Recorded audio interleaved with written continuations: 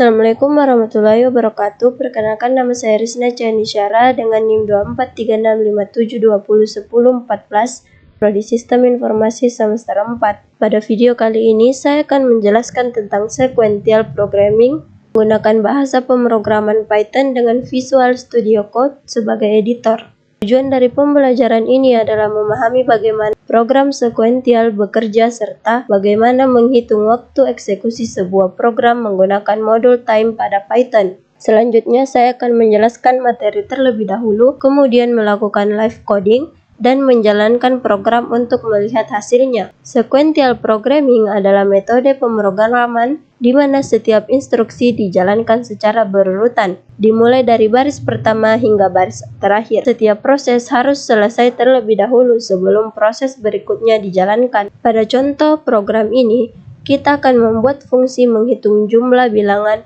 dari angka 1 sampai angka 9.999.900. Selain itu, kita juga akan mengukur beberapa lama waktu yang dibutuhkan program untuk menyelesaikan proses tersebut menggunakan modul time. Sebelum kita memasuki live coding, kita harus membuat folder baru terlebih dahulu. Di sini saya membuat nama tugas besar Rizna, dan di dalam folder ini saya membuat file sequenpy. Yang pertama, kita harus mengetik import time, kemudian def hitung jumlah, start, n. Saya membuat fungsi bernama hitung jumlah yang memiliki dua parameter, yaitu start sebagai angka awal dan n sebagai angka akhir perhitungan. Selanjutnya, kita akan menulis total sama dengan 0. Variabel total di sini digunakan untuk menyimpan hasil penjumlahan. Jadi nilai awalnya di sini adalah 0. Setelah itu, kita akan menulis for i in range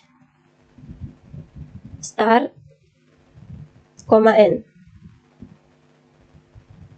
Pengulangan for di sini digunakan untuk mengambil setiap angka, mulai dari start hingga sebelum n. Kemudian di bawah lagi, kita menulis total sama dengan i. Pada setiap perulangan di sini, nilai i akan ditambahkan ke dalam variabel total, sehingga seluruh angka dijumlahkan secara bertahap. Kemudian kita akan menulis return total.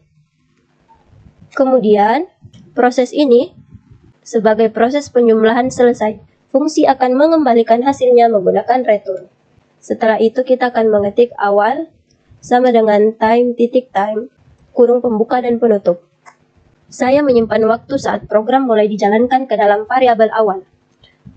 Kemudian kita akan mengetik hasil sama dengan hitung jumlah. Dalam kurung 1,10 juta.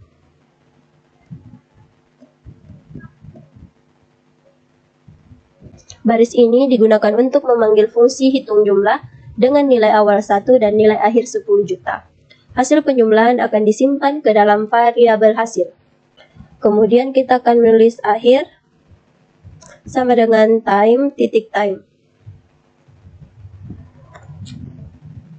Setelah proses selesai, saya kembali mengambil waktu saat itu dan menyimpannya ke dalam variabel akhir.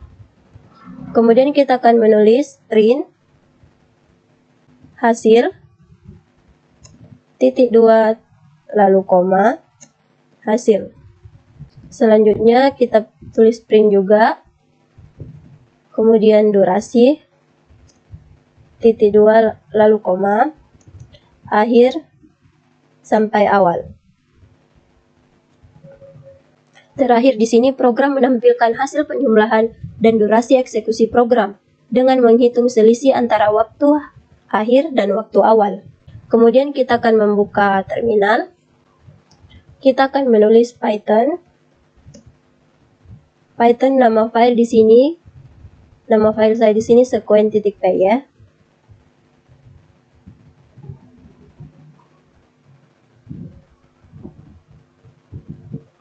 Kita tunggu beberapa menit. Kita tunggu. Setelah program dijalankan, akan muncul hasil penjumlahan beserta durasi waktu eksekusinya. Setelah program dijalankan, akan muncul hasil penjumlahan beserta durasi waktu eksekusinya. Durasi yang muncul bisa berbeda-beda pada setiap komputer karena dipengaruhi oleh spesifikasi perangkat yang digunakan. Di sini hasilnya. Dari hasil demonstrasi yang telah saya lakukan, dapat disimpulkan bahwa sequential programming menjalankan setiap instruksi secara berurutan.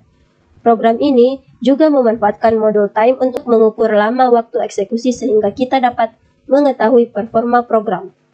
Demikian penjelasan yang dapat saya sampaikan. Terima kasih atas perhatian Ibu dan teman-teman. Wassalamualaikum warahmatullahi wabarakatuh.